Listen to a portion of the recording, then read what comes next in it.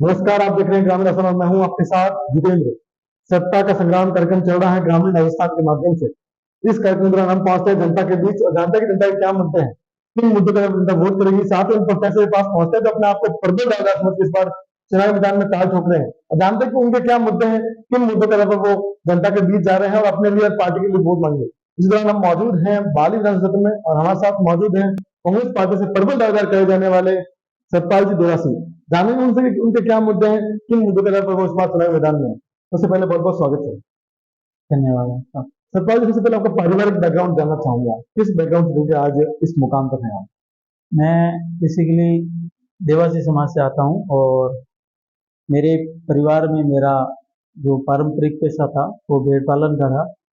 जब बचपन में हम पढ़ाई करते थे तब तो हमारे घर में भेड़ बकरी थी और छुट्टी के दिन हम भेड़ बकरी भी चराया करते थे। और अभी भी हमारे समाज के ज़्यादातर लोग इसी व्यवसाय में हैं। वर्तमान में मैं थोड़ी पढ़ाई लिखाई करने के बाद माइनिंग का और प्रॉपर्टी का काम है मेरा, और साथ में मैं पिछले 25 साल से कांग्रेस पार्टी के लिए और सामाजिक मुद्दों को लेकर समाज में भी निरंतर सक्रिय हूँ और आगे भी ईश्वर ने चाहा तो ये मेरी यात्रा जारी है। जी, सतपाल जी, एक सामान्य परिवार का व्यक्ति जब राजनीति सोचता है तो कहीं ना कहीं बड़ा कारण होता है, तो आपका प्रमुख कारण क्या रहा राजनीति में आने का। हाँ, आपकी बात मैं मानता हूँ, ये सही है कि आजकल आदमी सामान्य परिवार से निकल कर इतनी बड़ी बात सोचना भी बहुत मुश्किल है, लेकिन कहीं न कहीं ईश्वर का आशीर्वाद रहा और लोगों का प्यार स्नेह कह सकते हैं, मेरे परिवार की परवरिश है, मेरे बुजुर्गों का आशीर्वाद है, तो ईश्वर के आशीर्वाद से जहाँ गए हैं हर जगह अच्छे लोग मिले हैं और कदम कदम दर थोड़ी सफलता मिली है। तो आगे भी मुझे उम्मीद है कि अच्छी सफलता मिलेगी और ये सब पुण्य कर्म है हमारे पूर्वजों। जी, सतपाल जी, जानना चाहूंगा कि राजस्थान में वर्तमान में गहलोत सरकार कार्यरत है, उनके कामकाज को सतपाल जी कैसे देखते हैं। जहाँ तक संभव हो, एक पार्टी का कार्यकर्ता या पदाधिकारी होने के नाते नहीं कहूँगा, अगर सरकार के कामकाज का आकलन किया जाए तो 100 में से 100 पूरे नंबर आते हैं। गहलोत जी ने कोई वर्ग ऐसा नहीं छोड़ा जिसके लिए कोई योजना नहीं लाए हो, जिसके लिए कोई काम न किया हो। तो मेरे हिसाब से सरकार ने अपनी तरफ से जो करना चाहिए उससे भी 2 गुना अच्छा किया। कामकाज को लेकर पूरे एरिया के अंदर कोई प्रकार की शिकवा शिकायत नहीं। लेकिन जो विपक्ष का आरोप है कि चुनावी रिवड़ियां बांट रहे हैं, कहाँ गए थे सत्ता में आए थे, कभी मानस सर तो कभी जैसलमेर, विधायकों की बाराबंदी नजर आई, जब चुनावी वर्ष आया तो चुनावी रिवड़ियां बांटना शुरू कर दी। क्या कहना चाहेंगे इस बारे में। देखिए, पॉलिटिक्स के अंदर छोटे मोटे अगर लेकर ना देखे जाए तो ऐसे हर पार्टी में होते रहते हैं और वो कोई बड़ा इशू नहीं था। पार्टी लेवल पे जो सारी बातें खत्म हुई है तो विपक्ष के पास कहने के लिए कोई और मुद्दा तो है नहीं, तो वो ये सारी बातों को बना रहे हैं। बाकी ऐसा कौन सा क्षेत्र है, विपक्ष ये बताए कि चिकित्सा के क्षेत्र में सरकार ने क्या काम नहीं किया। आप समाज कल्याण डिपार्टमेंट के सारे काम देख लीजिए, स्कीमें देख लीजिए, रोड, पानी, बिजली, सड़क, कौन सी ऐसी चीज है जिसको टच नहीं किया सरकार ने, कौन सी ऐसी चीज है नहीं की। अब इस क्षेत्र के अंदर आप घूम के देखना, पिछले 25 साल से भाजपा के विधायक हैं और लंबे समय तक यहाँ भाजपा की भी सरकार रही है। जो इन 4 सालों के अंदर काम हुआ है वो पिछले 30 सालों में काम नहीं हुआ है। तो काम को लेकर तो कोई शिकायत है नहीं। अब अगर उनके पास कोई मुद्दा नहीं है तो वो कोई झूठ बात को 10 बार बोलेंगे, ये उनका काम है।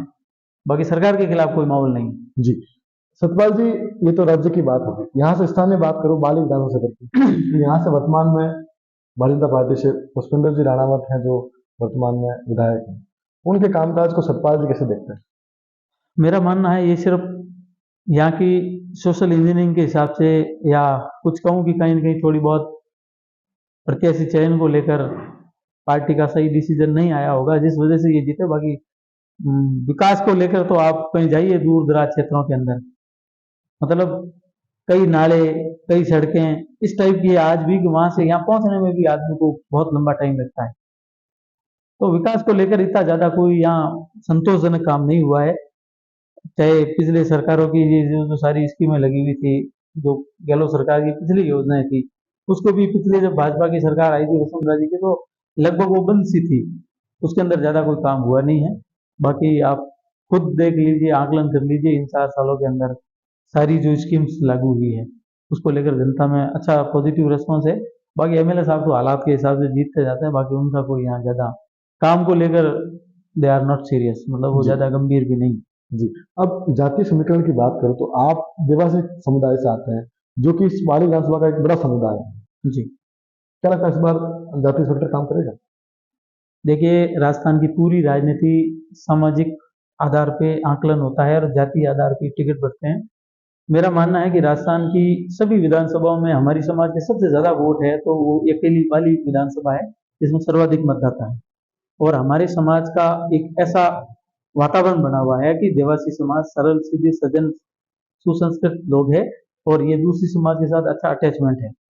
तो मैं इसी बेस पे एक सामाजिक कार्यकर्ता होने के नाते, एक राजनीतिक पार्टी से जुड़ा हुआ कार्यकर्ता होने के नाते अपना क्लेम करता हूँ कि मेरे साथ 100% समाज, उसके अलावा जनरल कास्ट की वो समाज जो भाजपा का परंपरागत वोट रहा है, ब्राह्मण हो गए, जैन, कायस्थ, राजपुरोहित, तो ये सारे समाज हमारे देवासी समाज के साथ अटैच होंगे और अप्रत्याशित रिजल्ट आएंगे।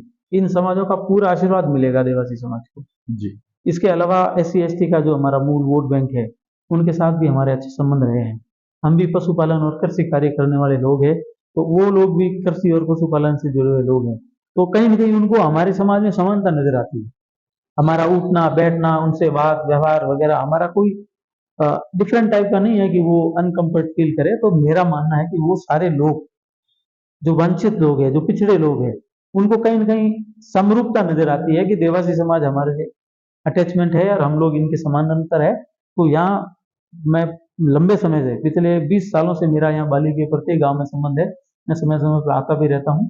तो यहाँ मुझे लगता है कि इस बार जनता का पूर्ण मानस है, और सामान्य कास्टों के साथ दलित, पिछड़े, वंचित, शोषित, किसान, सारे लोगों का देवासी समाज को समर्थन 100% मिलेगा। और इस बार उम्मीद है कि बहुत बेहतरीन रिजल्ट है। जी।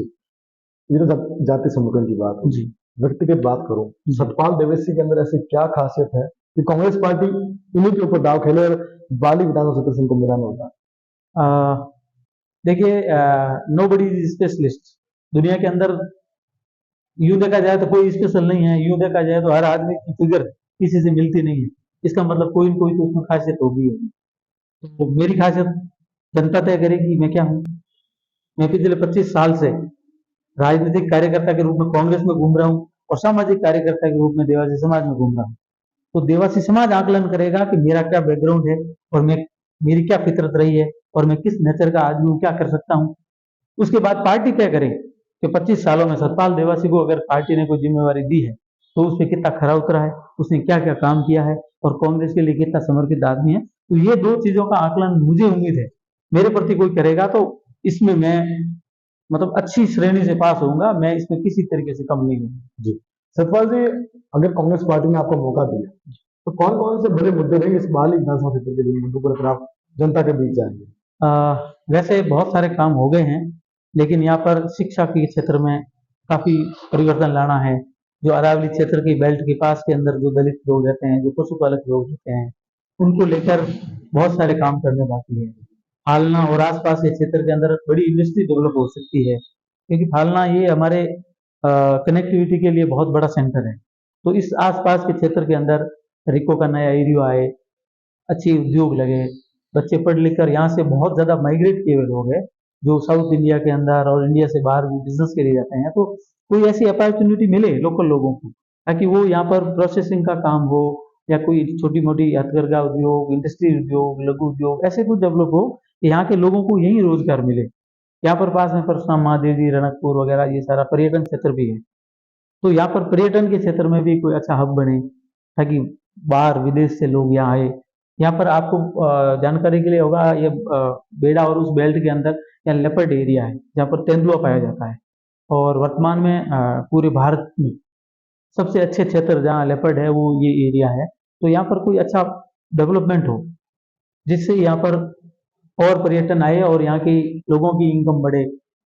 बहुत सारा क्षेत्र ऐसा पड़ा है, वन विभाग के पास में है या अन्य जैसी अनयूज भूमि है, तो वहां पर चारागाह अच्छे डेवलप हो, ताकि यहाँ का पशुपालन करने वाले समाजों के लोग हैं उनको उन्नत नस्ल के पशु मिले, ताकि वो अपनी आजीविका अच्छे ढंग से चला सके।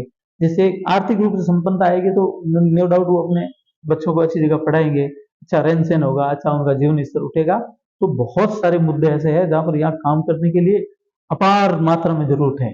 और मुझे उम्मीद है कि पार्टी इस बार मुझे आशीर्वाद देगी और मैं जनता की उम्मीद पे पक्का खरा उतरूंगा। जी सतपाल जी, राजनीतिक जीवन से हटकर सामाजिक जीवन की ओर चलते हैं। सतपाल देवासी ने सामाजिक स्तर पर कौन कौन से बड़े कार्य किए हैं, जिन कार्यों को आज भी जब मनन करते हैं उन कार्यों के बारे में तो लगता है कि वो कार्य मेरा गौरवान्वित पल रहे हैं। जैसे सामाजिक स्तर पे मैं आपको बताऊं, हम लोगों ने रिजर्वेशन का मूवमेंट चलाया था। तो जोधपुर डिवीजन की सबसे बड़ी रैली, जिसका मैं खुद संयोजक था, आज भी अखबारों की कटिंग वगैरह सारी पड़ी है, ये ऑन रिकॉर्ड बात है। तो सोशली मूवमेंट में वो सबसे बड़ा मूवमेंट था हमारा जोधपुर डिवीजन में। उसमें सारी जगह से हमारे देवासी समाज के लोग आए थे। इसके अलावा हमने जोधपुर में एजुकेशन इंस्टीट्यूशन डेवलप कैसे हो, और जगह पे अभी जैसे हमारे यहाँ बाली विधानसभा के अंदर जादरी के अंदर 25 बीघा जमीन राज्य सरकार ने हमारे घुमंतु रबारी रायका समाज के पशुपालकों के बच्चों के एजुकेशन के लिए अभी दी है रिसेंट, जिसको परसों ही जिला कलेक्टर महोदय ने जारी किए है ऑर्डर।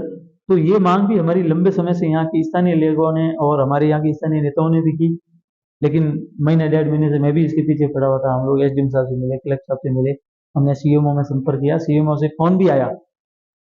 तो ये सारी प्रक्रिया करने के बाद तुरंत रिसेंट अभी 25 बीघा जमीन समाज के लिए अलॉट हुई है। तो मेरे मुंह से गिनाने से कुछ नहीं होगा, जब आप क्षेत्र की जनता कहेगी, हमारे समाज के लोग कहेंगे कि भाई इस आदमी का कार्य सही है, तो मैं कोई हार्ड एंड फास्ट नहीं है कि जिंदगी में कुछ अचीवमेंट हो ही हो। कुछ काम ऐसे भी करने चाहिए जिससे आदमी को आत्मिक संतुष्टि मिले। तो मैं आत्मिक रूप से बहुत संतुष्ट आदमी हूँ और मुझे उम्मीद है कि आगे भी रास्ता अच्छा तय होगा। इतनी देर तक अगर रास्ता सही मिला है तो आगे भी अच्छा रास्ता मिलेगा।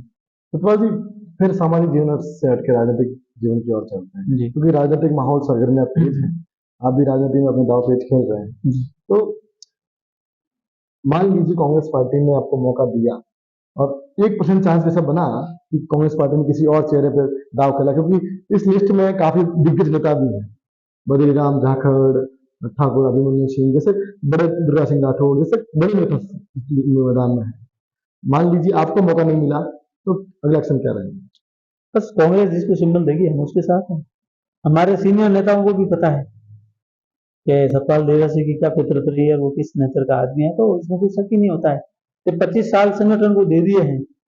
जीवन का इंपॉर्टेंट टाइम हमने एजुकेशन शुरू किया था 2000 से, वहां से लेकर अब 24 साल 25 साल हो गए 99 से लेकर। तो अब ऐसा कोई दूसरी बात सोचना भी मेरे हिसाब से उचित नहीं है और मैं पूर्ण से पार्टी के साथ हूँ। जी सतपाल जी, अंत में ग्रामीण राजस्थान के माध्यम से बाली की जनता से क्या कहना चाहेंगे? बस मैं आपके चैनल के माध्यम से यही कहूंगा, नेक और अच्छे और आपके बीच में रहने वाले और सभी को साथ लेके चलने वाले अच्छे आदमी को चुने और उस संगठन को भी चुने जो सर्वांगीण विकास के लिए आगे आता है। बाकी राजनीतिक प्रलोभन में ना आए और ऐसा कोई निर्णय नहीं ले कि आगामी समय के लिए उसके दुष्परिणाम हो। इसलिए सोच विचार कर अच्छे आदमी को मतदान करें और अपने विवेक को काम में। जी, ये थे हमारे साथ सतपाल जी देवासी, जिन्होंने वादे तो काफी बड़े किए हैं। अब देखना है कि जनता जनादेश कितना देती है। उससे पहले देखने वाली बात होगी क्या पार्टी मौका देती है, ये तो आने वाला वक्त बताएगा। सियासत का ऊंट किस करवट बैठेगा, इस सियासत के शतरंज का खेल कौन जीतता है, कुर्सी पर काबिज कौन होता है, ये तो आने वाला बड़ा वक्त बताएगा। अभी के लिए इतना ही। देखते रहिए ग्रामीण राजस्थान, सत्ता का संग्राम। सैन और पवन वैष्णव के